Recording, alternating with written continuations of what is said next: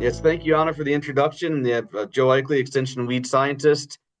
So currently in Kansas City, but it's not all that much warmer down here. But it's a beautiful thing of these Zooms is we can do these presentations. So figured today what I want to do is give a little bit of a research update from this past year. And there are a few label updates in the herbicide world for glufosinate and dicamba products that I figure should spend a little bit of time going over this morning, those as well. But first, the number one question I receive this time of the year is when is the weed guide coming out? So the 2025 weed guide is now available online. That QR code on the right side of the screen should bring you directly to it. So if you want an electronic version, that should bring you right there. And I'll have this QR code up again at the end of the presentation. We're expecting hard copies to be available December 27th, or maybe put a week buffer in there. And so the turn of the year should be able to get hard copies at your county offices. So they're currently being printed, and then it's just a matter of getting them distributed. So online is available, hard copies coming soon. Green is the color this year. Okay, so I want to start a little bit just with the Waterhemp updates, just kind of an update on the map we've been curating the past couple of years, and then get into a little bit of a research update from this past summer. So I've shown this map for a few years now. That the counties in green are simply where we have confirmed Waterhemp within the state of North Dakota. And as I like to say, when we find Waterhemp, it's going to be almost guaranteed it's glyphosate resistant and resistant to our Group 2 herbicides. So things like Beyond Extra or Pursuit that we might use in soybean. So all the green counties we have found Waterhemp. To get a little more narrowed, I still kind of say the primary region would be Fargo over to Jamestown and south. That southeast corner is where we kind of live and breathe Waterhemp, unfortunately, from a weed control perspective. But these northern tier of counties, and actually up into Manitoba, I've been receiving a lot more phone calls the last 2 years. So definitely have a few fields that is becoming a management issue on a regular basis, even further north, and then still seeing this creep out west into some of those counties as well. So it's unfortunately a problem that's not going away, but that's just where we know we have Waterhemp at least one field in all those counties. Then the other thing we've been looking at, so again, if you have Waterhemp, assume it's glyphosate resistant and resistant to the Group 2 herbicides. The Group 14 products, so with Waterhemp resistance, that means resistance to our post-emergence products like Flexstar or Reflex, Cobra, and then reduced sensitivity to things like Spartan, Authority, and Valor. So with Group 14 resistant Waterhemp, that's what we're discussing within soybean. And these gold counties are where we have confirmed Group 14 resistant Waterhemp. And so these counties have expanded, at least the ones we've documented, thanks in part to a sampling program with a joint project with the National Ag Genotyping Center. And part of that project is funded by the Soybean Council. So continue to send samples in. If you suspect resistance, we still have several free samples available if you can send in some samples. So that's just kind of the update on where we have those three types of resistance. What I figured I'd get into is over the past several years, I've been sharing some research about different combinations of residual herbicides. And really from the 2020 until through 2023, we've always had kind of a drier pattern after planting, at least at the locations we put out this research. 24 was kind of very different. So I wanted to show one trial of the results in 2023 and then compare that to what we saw this year. Just kind of just the setup for this site. This is about 2 miles away from campus, so a nice Fargo clay. And 23, we always talk about a half-inch of rainfall desired for incorporation of herbicides. We did not get a half inch within the first 2 weeks after planting in 2023. And to get up to 1 inch of rainfall, it took 4 weeks and 10 different small rainfall events. So kind of a frequent light precipitation events in 2023 to incorporate these herbicides. 2024, 2 days after planting, we got an inch of rain and then proceeded to get 6 inches within the first 3 weeks. And so very saturated soil conditions, which then led to the question of if these herbicides were still being effective with that much rainfall. And so I'm going to show this one trial that has 20 different combinations. So we're going to be parked on some data slides just for a little bit to kind of go through all the data, but the general setup is this trial, we're kind of reevaluating different tank mixes with metribuzin, and we were looking at two different rates. So a quarter pound of metribuzin, and that's generally what we might be applying across many acres. And we are going up to a half a pound because we've seen once you get half pound and even higher rates, very effective on water hemp at that rate. But of course, we do have concerns about crop injury and some carryover concerns. But where we can get away with it, that half pound rate has been much more effective. So 2 rates of metribuzin, tank mix with all these different products here. So we had a tank mix of Valor and Residual. We essentially made our own Fierce, Surveil plus Residual, and we had Fierce MTZ, which does have metribuzin in it. So we just spiked in an additional metribuzin to get up to that quarter pound and half pound rate with that product. And then 4 ounces of Spartan and a half pound of dicamba. So add all those together, that's how you get 20 treatments. And so in general, for the x-axis here, we're going to go with the quarter pound and the half pound rate of metribuzin is MTZ1 and MTZ2 on the screen here. And then the various tank mixes in the same order that I showed them on the slide before. Data I'll be showing is 6 weeks after planting. So in a commercial setting, we would have applied our Postemergence herbicide by this point, but we wanted to kind of see how long the residual lasted from these different products. So the one thing I want to highlight, 2023, that very dry condition, statistically, everything that was 84% control or greater were our best treatments this year. So we have, whether it's 8, 9 different treatments that were the best out of these 20. So focusing on the best treatments, it was basically where we had these higher rates of metribuzin or where we had 2 or 3 effective active ingredients.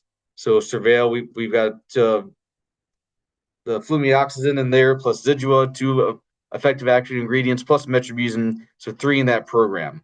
So these more robust programs were giving us the best control, even in these dry situations. If we're just relying on metribuzin alone, basically 30 to 70% based on the rate is what we were seeing. And when we rely on standalone products, so that rate of Valor by itself, Residual by itself in the dry year, 15% control, Surveil, really testing everything, that Fierce MTZ, which again has the 3 different active ingredients, just a little bit lower rate of metribuzin, still gave us about 75% control. And then from a residual standpoint, Spartan, 35, and then dicamba, about 60% control in this dry year. So keep that in mind. I'm going to show a couple pictures, then we'll go back to the 2024 wet year. So just kind of visualizing what this looks like. Here are pictures from 2023 showing what the control looked like at 6 weeks after planting. So on the left side, we have our non-treated check, so no herbicide applied. Then on the right side here is our herbicide treatment. So this is just Valor by itself, so showing the weed control we were seeing. There's that Residual by itself, generally poor control in that dry year. And here's that Fierce MTZ by itself without the additional metribuzin added in. And so just showing how clean those beans are 6 weeks after planting. So 2024, what about when we get 6 inches of rain? What does that look like?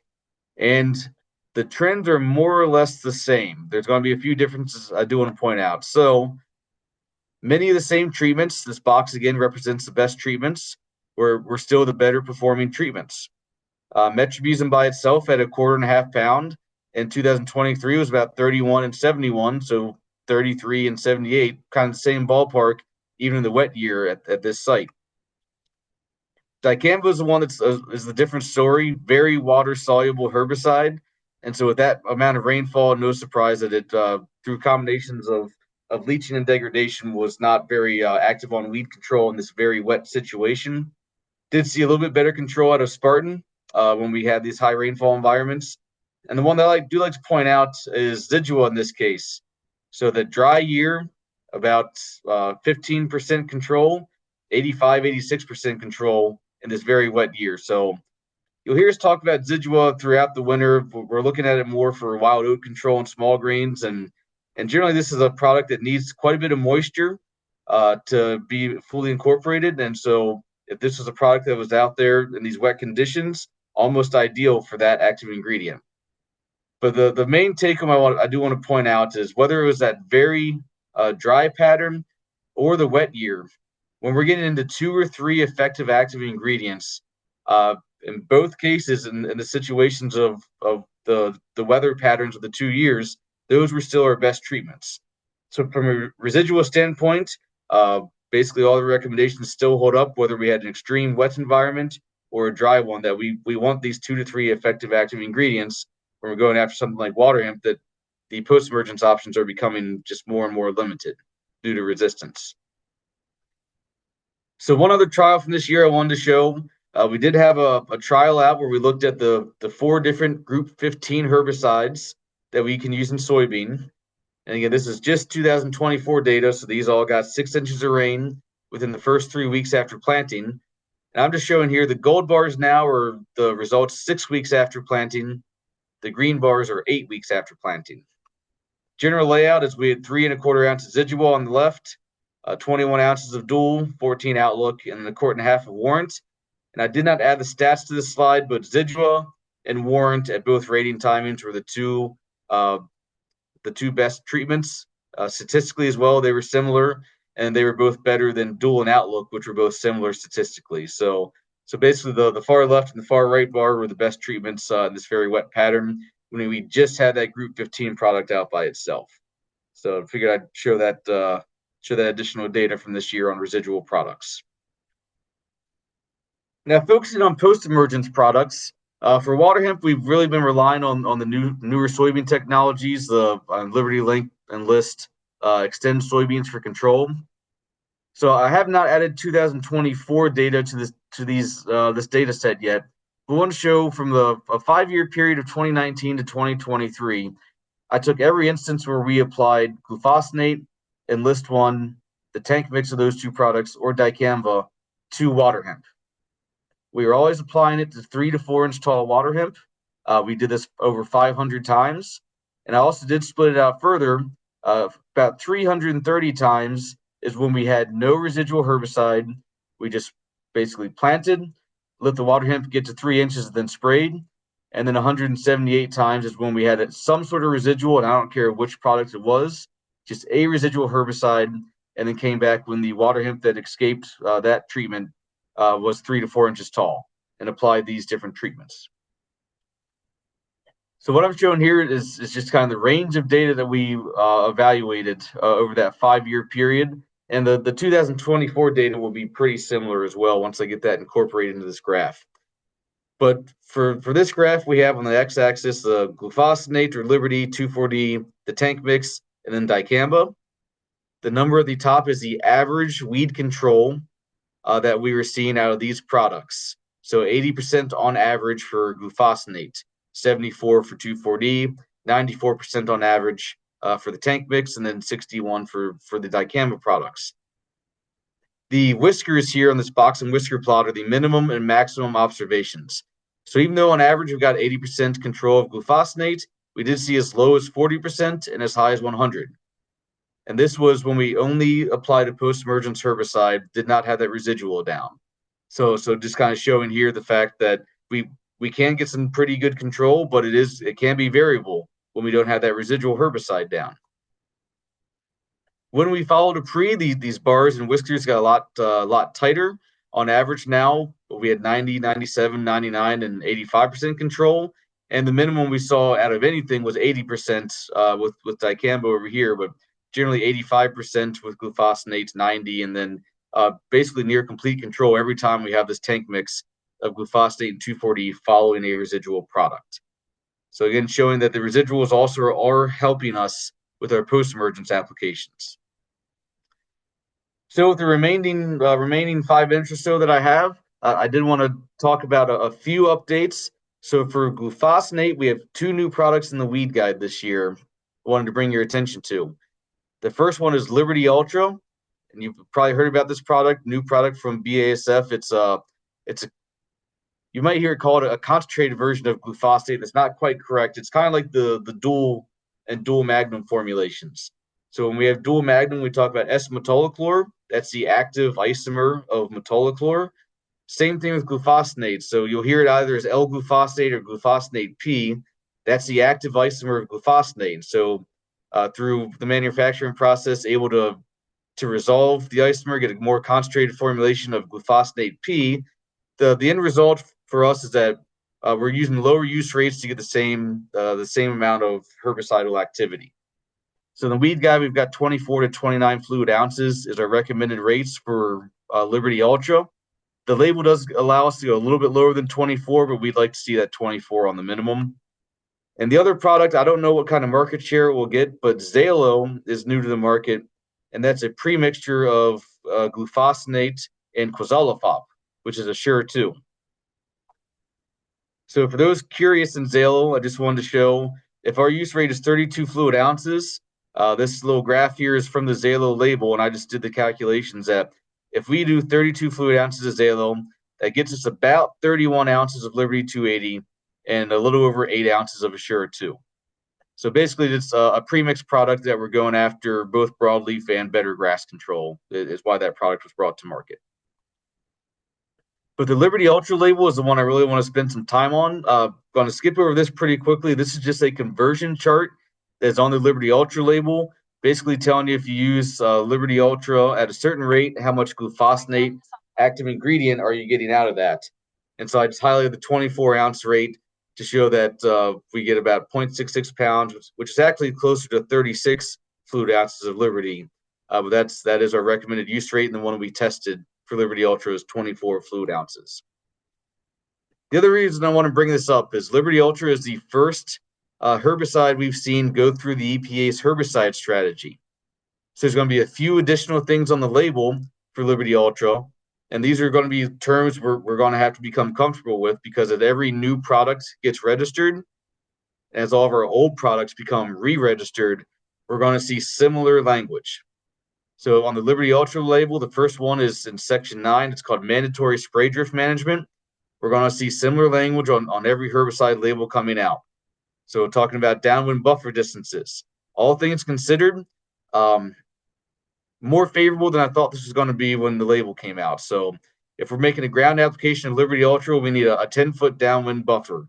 And a little bit more background, I guess. The whole reasoning for some of these label languages is to help the EPA address concerns over the Endangered Species Act and try and keep some of these pesticides out of courtrooms, essentially. And so this is basically how we're going to help meet the herbicide strategy, protect the endangered species in the environment. And for Liberty Ultra, basically a 10-foot downwind buffer distance. What can be included in buffers is the next line here. So if you have if you're adjacent to a field, road, mowed grass area, bare ground, or CRP, that can be that buffer. So if you've got a 10-foot grass strip you mow downwind side of your field, that's your 10 foot, so you can spray the whole field essentially. So again, pretty forgiving all things considered. And there are certain things like if we use the correct formulation of DRA, we get that down to 0 feet. So the language is on there. Other products may have wider buffer distances, but Liberty Ultra is the first one, and it's 10 foot for ground, 50 for aerial. The other thing I want to kind of quickly bring up is this mandatory runoff mitigation is the other thing that we'll have to get a little bit more comfortable with. And this is, again, to protect, in this case, runoff of different products. There's a map in the U.S., and every county is kind of ranked as an inherent risk of runoff impacting endangered species. Most of our counties are either light blue or tan. And what this means from a practical standpoint when trying to navigate this is when we start adding points is how we figure out runoff mitigation. 2 points if you're in a light blue county, 3 if you're in a yellow county. So if you're in one of these yellow counties in the north central part of North Dakota, just by farming there, you've got your 3 points, and that meets the Liberty Ultra label, the number of points you need. So the blue counties, you need to acquire 1 additional point somehow. And this is just a list, not comprehensive, of some of the things that were easier to achieve. So flat fields, you get points. Sandy soils, you get some points. If you practice conservation tillage, you have a cover crop, they get you a couple points. So again, all things considered, relatively easy to get your required points for Liberty Ultra. But again, other labels down the road, you may require more points. So just kind of getting everyone used to this type of language that we'll be seeing. And the last thing we have to do now is go to a website, and I'll admit this website is a little bit slow. I was having issues in the hotel room this morning on that Wi-Fi trying to get it to pull up. But we basically go to this website, enter the registration number of the product we want to use, in this case, Liberty Ultra, within 6 months of application. And it's going to give you a little printout. In this case, if we had an issue where we needed additional restrictions to protect endangered species, there'd be a brown box with the yellow outline. And this is just a screenshot of basically around the Fargo area. And then you'd have additional restrictions on the second page of this printout that you get. So all things considered, it looks like in June of 2025, we're not going to have additional restrictions within North Dakota for this product. But this is, again, another thing that we're going to have to be doing in the future here. So see, I'm just about out of time. So just to wrap up real quickly with a thought, with the Extend and Extend Flex soybeans at this time, and this is straight out of the weed guide, what we put in here this year, we currently do not have products registered for use, so pre-emergence or post-emergence in the Extend or Extend Flex soybean this year. At this time, we're not really anticipating products to be registered until maybe in the fall. But if something happens, stay tuned and we'll get the word out as fast as we can. But within the weed guide at the time of publication, nothing registered for use in Extend or Extend Flex soybean this year. So with that, I'll just kind of stop here with the QR code of the weed guide again.